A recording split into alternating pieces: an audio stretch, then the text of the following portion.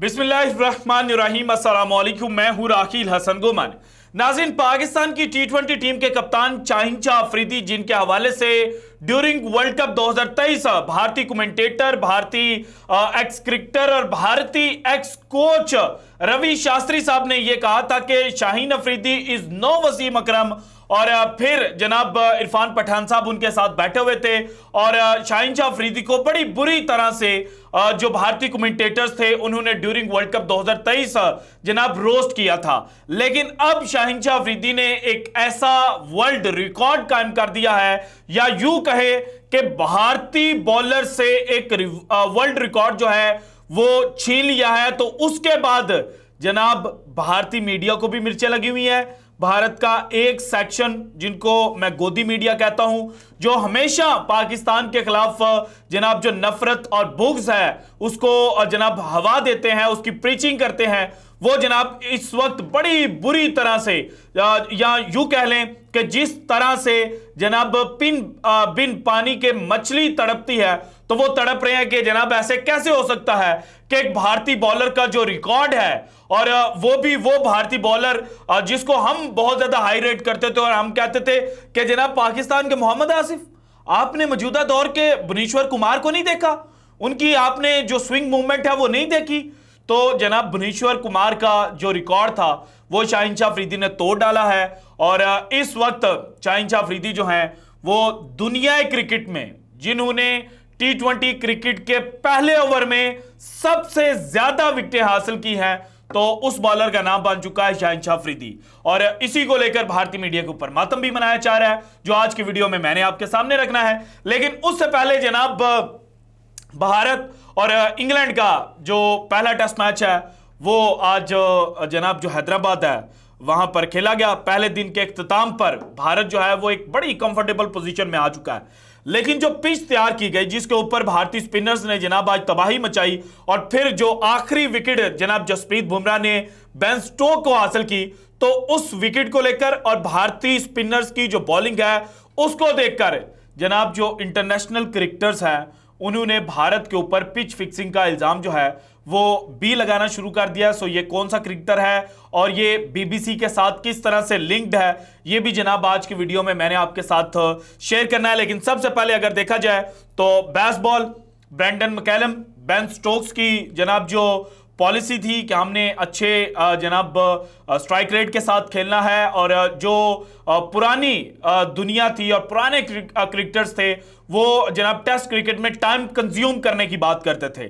लेकिन अब जनाब जो बेसबॉल जब से टर्म आई है, और ब्रेंडन मैकलम जब से जनाब इंग्लिश टीम के कोच बने थे, तो उन्होंने जिस तरह से इंग्लिश टीम को लिफ्ट करके रख दिया था कि अगर आप इनके पहले 17 मैचेस का रिकॉर्ड देखें तो इन 17 में से 13 मैचेस जो है वो बेसबॉल की वजह से इंग्लिश टीम जो है वो जीत चुकी है।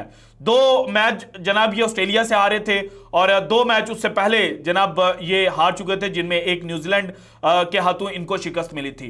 लेकिन जो रन रेट को उठाया था, खास तौर पर जब इंग्लिश टीम पाकिस्तान खेलने के लिए आई थी, और पिंडी में जनाब जिस तरह से तबाही जो है वो इंग्लिश टीम ने मचाई थी, और एक मैच तो ऐसा था, अब वो एग्जैक्ट पिंडी में खेला गया था या कराची में वो मेरे ज़हन में नहीं है, लेकिन उस मैच की जो प्लानिंग सामने आई थी कि फटा विकेट थी, और इंग्लिश टीम ने ये डिसाइड कर लिया कि जनाब हमें पाकिस्तान को आउट करने के लिए जनाब 250 ओवर्स जो हैं वो चाहिए।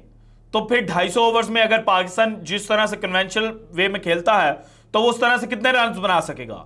875, और जनाब हमें 900 रन चाहिए अगर हमने पाकिस्तान से जीतना है, और 150 ओवर, यानी कि उन्होंने मुकम्मल जो कैलकुलेशन है वो की, और फिर जनाब उस कैलकुलेशन के ऊपर जाकर जो इंग्लिश टीम है वो जीती थी। और एक्सपेक्ट यही किया जा रहा था कि इंडिया के अंदर भी जो Brendon McCullum and Ben Stokes company है वो यही तबाही जो है वो मचाएंगे।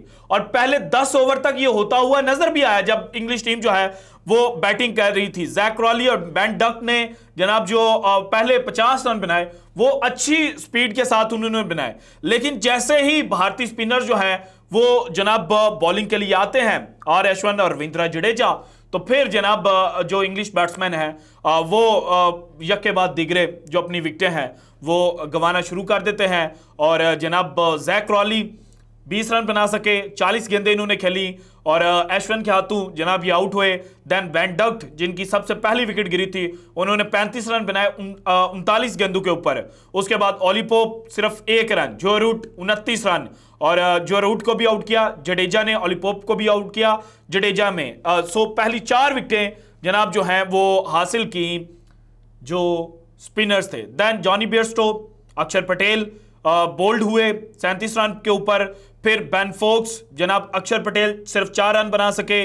देन रेहान अहमद को आउट किया जसप्रीत बुमराह ने। देन टॉम हार्टली जडेजा ने आउट किया और मार्क वुड को भी जडेजा ने आउट किया, जबकि बेन स्टोक्स जिन्होंने 88 गेंदें खेलकर 70 रन बनाए थे, उनको भी जसप्रीत बुमराह ने जनाब बोल्ड किया और बड़ी बेहतरीन अंदाज से बोल्ड किया था। और यूं जनाब 64.3 ओवर्स के अंदर जो इंग्लिश टीम थी वो 246 रन के ऊपर ऑल आउट होगी।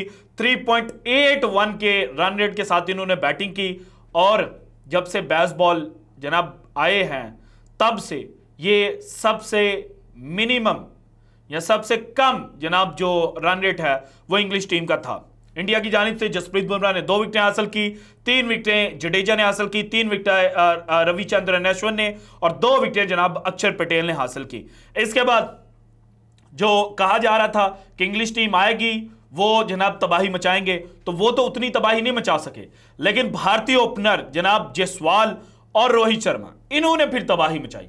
रोहित शर्मा तो सिर्फ 24 रन बना सके 27 गेंदों के ऊपर, लेकिन दूसरे एंड पर जो यशस्वी जायसवाल थे उन्होंने जनाब क्या बैटिंग की, क्या उनका खेलने का आज अंदाज था, मतलब आई लव्ड इट।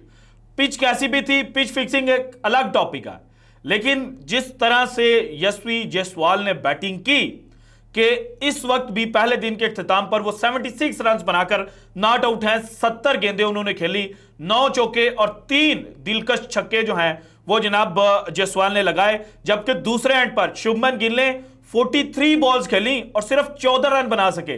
32.55 का स्ट्राइक रेट है शुभमन गिल का, लेकिन जायसवाल उनका स्ट्राइक रेट है 108.57 का। और जनाब मुझे तो आज जो जायसवाल है उनकी बैटिंग बड़ी बेहतरीन लगी। और जनाब इन्होंने जो इंग्लिश टीम में सरप्राइज तैयार किया था कि सिर्फ एक फास्ट बॉलर के साथ जा रहे थे, मार्क वुड, उन्होंने सिर्फ 2 ओवर किए 9 रन दिए, और टॉम हार्टली 9 ओवर किए 63 रन दिए, जैक लीच 9 ओवर किए 24 रन देकर 1 विकेट हासिल किया, और रेहान अहमद जो हैं उन्होंने 3 ओवर किए 22 रन दिए। और यूं जनाब आज दिन के इख्तिताम पर इंडिया जो है उसको सिर्फ ट्रेल रह गई है 127 रन की। सुबह आएंगे वो इस ट्रेल को खत्म करेंगे। अगर पहले सेशन के अंदर जो इंग्लिश टीम है वो तबाही नहीं मचाती तो फिर कल फर्स्ट सेशन के अंदर ही ये डिसाइड हो जाएगा कि जो मैच है वो इंग्लिश टीम के हाथ से निकल सकता है। और इंग्लिश टीम को हम मतलब इतना भी रूल आउट नहीं कर सकते कि कोई भी अनएक्सपेक्टेड टर्न जो है वो ले सकती है इंग्लिश टीम, और अगर नई प्लानिंग के साथ खेलने के लिए आ सकती है, क्योंकि जो ग्रेम स्मिथ हैं साउथ अफ्रीका के साबिक कप्तान, उन्होंने टेस्ट सीरीज शुरू होने से पहले ये कहा था कि Brendon McCullum and Ben Stokes जो हैं वो एक डिफरेंट सोच के साथ आएंगे।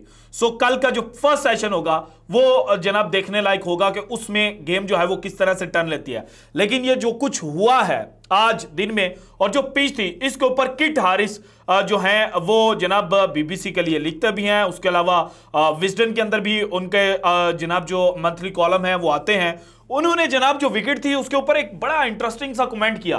कहते हैं a good pitch for interesting test cricket with selective watering and rolling, you can create a pitch with offers turn on a spinner's length but bounce for the seamers। अब इंडिया बड़ा बेहतरीन खेला, उनको समझ लग गए कि जनाब हमने यहां पर इंग्लिश टीम को सिर्फ स्पिनर्स के आसरे पे नहीं कर सकते। सो सिराज और जसप्रीत बुमराह को भी पिच कुछ ना कुछ ऑफर करे, तो उसके लिए जो बैक लेंथ थी, जो फास्ट बॉलर्स की लेंथ होती है, वहां पर जनाब जो रूल है वो फेरा गया और सेलेक्टिव वाटरिंग की गई। अगला साइड जो थी वो जनाब रफ छोड़ दी गई कि स्पिनर वहां पे बॉल डाले और बॉल जो है वो जनाब स्लिप होके निकले, बॉल वहां से जनाब मूवमेंट उसको मिले। और फिर लिखते हैं good batter can score, it's a pity English countries are not allowed to prepare pitches like this.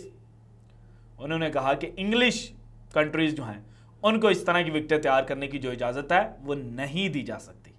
या नहीं दी जाती। सो जो इंग्लिश साइड है वहां से पिच फिक्सिंग के इल्ज़ाम जो हैं वो लगना शुरू हो चुके हैं, लेकिन फिर भी जनाब जो भारत के ओपनर जायसवाल और भारतीय स्पिन बॉलर्स हैं उन्होंने जनाब आज डोमिनेट किया है और बेसबॉल को आज जनाब तहस नहस करके रख दिया। बातें हैं जनाब पाकिस्तान के स्टार बॉलर शाहीन शाह अफरीदी, उनका जनाब वर्ल्ड रिकॉर्ड हो गया है कि T20 के पहले ओवर में 45 विकेटें, सबसे ज्यादा विकेटें हासिल उन्होंने की हैं। इनसे पहले जनाब जो भुवनेश्वर कुमार हैं उनके पास ये रिकॉर्ड था, और मोहम्मद आमिर जो again Pakistani retired fast bowler हैं उन्होंने जनाब 39 विकेट्स फर्स्ट ओवर के अंदर हासिल की हुई हैं। और कल रात जनाब जब आमिर और शाहीन शाह अफरीदी इकट्ठे बॉलिंग कर रहे थे तो उस वक्त भारतीय मीडिया ये कह रहा था और कुछ लोग वहां से ये बातें कर रहे थे कि अगर आमिर अवेलेबल होता और पाकिस्तान टीम के लिए खेल रहा होता तो फिर पाकिस्तान टीम इस वक्त डेडली कॉम्बिनेशन बना चुकी होती, क्योंकि आमिर और शाहीन स्टार्ट देते, नसीम आ जाता और हारिस और जनाब जो डेथ ओवर्स हैं उनके अंदर बॉलिंग करता, मिडल ओवर्स में बॉलिंग करता, तो पाकिस्तान नहीं पकड़ा जा सकता। लेकिन पाकिस्तान की अनफॉर्चुनेट किस्मत है हमारी और आप सब की कि जनाब शाहीन और आमिर को हम पाकिस्तान टीम में इतना ज़्यादा जनाब इकट्ठे खेलते हुए देख नहीं सके। जब आमिर पीक पे थे तो शाहीन कहीं पे नहीं थे, जब शाहीन ने जनाब पीक पकड़ी तो आमिर जो है वो रिटायरमेंट लेकर बैठे हुए हैं। और अब जो ये जनाब 45 विकेटें शाहीन शाह अफरीदी ने फर्स्ट ओवर के अंदर हासिल की हुई हैं, तो इसके अंदर कुछ लोग ये कह रहे हैं कि ना इंटरनेशनल क्रिकेट में तो शाहीन पिछले एक अरसे से कुछ नहीं कर रहे, ये तो डोमेस्टिक के अंदर कर लेते हैं। तो भाईजान जसप्रीत जो भुवनेश्वर कुमार हैं उन्होंने कौन सा इंटरनेशनल क्रिकेट के अंदर पहले ओवर के अंदर इतनी विकेटें हासिल की हुई हैं? उन्होंने भी तो IPL और जो आपकी डोमेस्टिक है वहां पर की हुई हैं। आप ये पॉइंट क्यों भूल जाते हैं?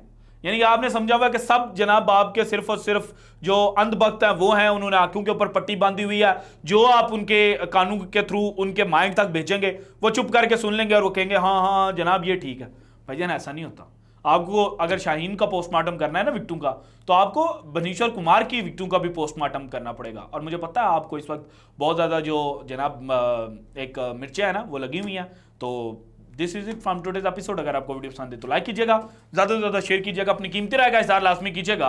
और अगर आपने अभी तक चैनल को सब्सक्राइब नहीं किया तो कर दें। शुक्रिया, अल्लाह हाफिज़।